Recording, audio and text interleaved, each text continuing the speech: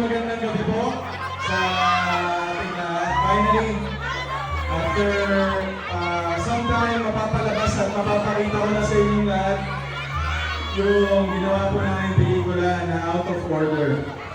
So, para lang din po sa kaalaman ng iba, the reason why medyo natagalan yung release sa Philippines is because umikot pa siya sa festival. So,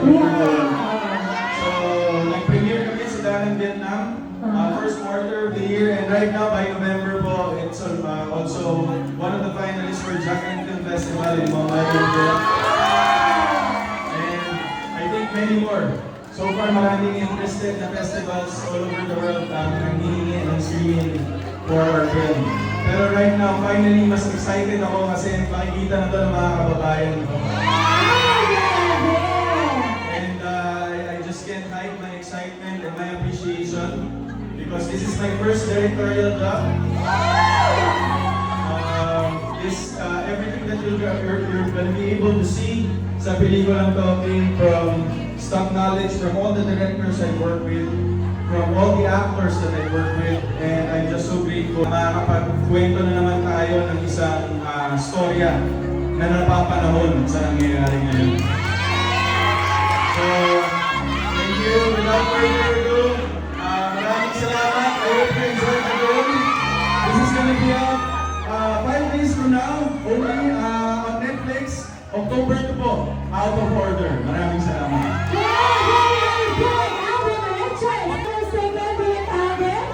Nakapag-selfie agad siya.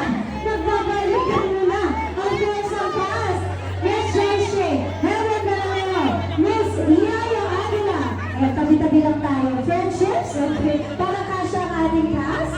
Okay, Miss Francine is also here. Tayo cast members, thank you very much.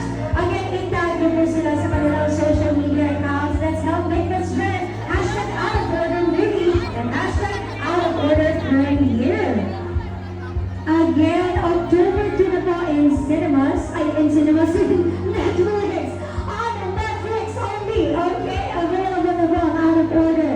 4 na tulog na lang, mapapanood na natin ito sabay-sabay. Okay, thank you very much and congratulations, Miss Francine, Miss Yaya, Miss Helen, Miss Joy, Miss Direct, Alfred, Richard. Okay, let's have one photo. Thank you very much, Miss Joyce, Miss Helen, Miss Yaya, and Miss Francine. I think ready na po tayo lahat sumakyat. Thank you very much. Congratulations once again. Alright, now we settle down. Ng ating director ngayong gabi, Direk Alfred Richard. Flying is down. 3, 2, 1. Okay, thank you very much. Maraming salamat po.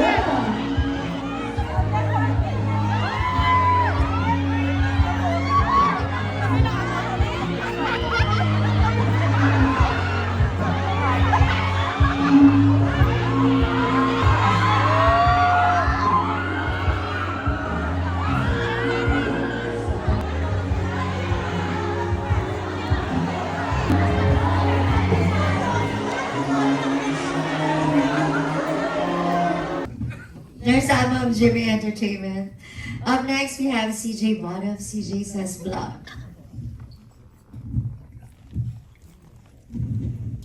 Hi, good evening. So, congratulations and panonoodin ko ulit siya sa Netflix.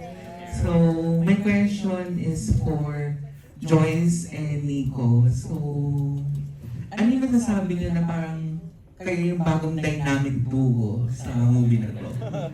Grabe naman yung dynamic duo. Thank you! Ang dali kasi, sa totoo lang, parang for me, personally, first time ko yung medyo ganitong role na kengkoy na hindi masyadong kengkoy, na medyo seryoso na hindi talaga ako sanay sa timing and everything, pero sobrang dali kasing katrabaho din ni Nico and very mapagbigay siya and very, mahilig siya mag-advise. Hindi, ang dali niyang kabatuhan. Kaya rin lumabas rin yung, parang, I think kaya din naging okay yung itsura namin on screen. Kasi even off screen, very friendly si Nico. So very home, very chillax talaga kami off cam. Kaya I think yun din yung lumabas sa film. Thank you.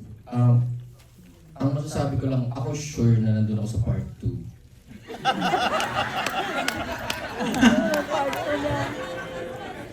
Kung uulitin niyo po sa October 2, kitang-kita po natin na tinamaan si Gabby dito lang. So baka naman. And my last question is that, with the recent happenings dito sa Pilipinas, so ano yung gusto niyong iwan or mapulot ng mga viewers dito sa pelikula niyo?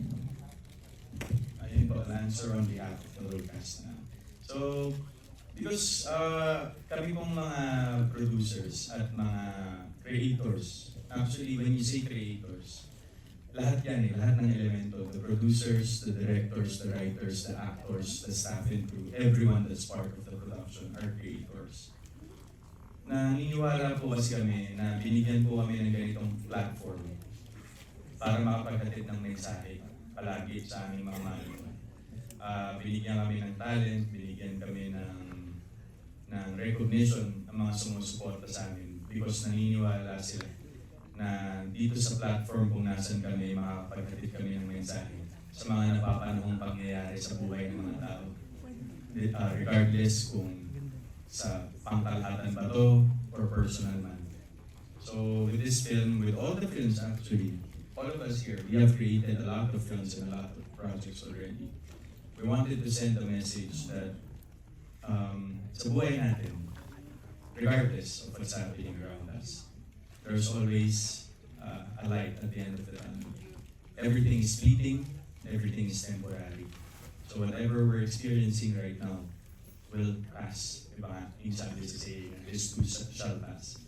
And with that, that's why we are here as creators, because we're here as a reminder to those people who are going through something every day, para we make sure and make them realize that as they watch us, we want them to feel that their lives are getting better every day and always better.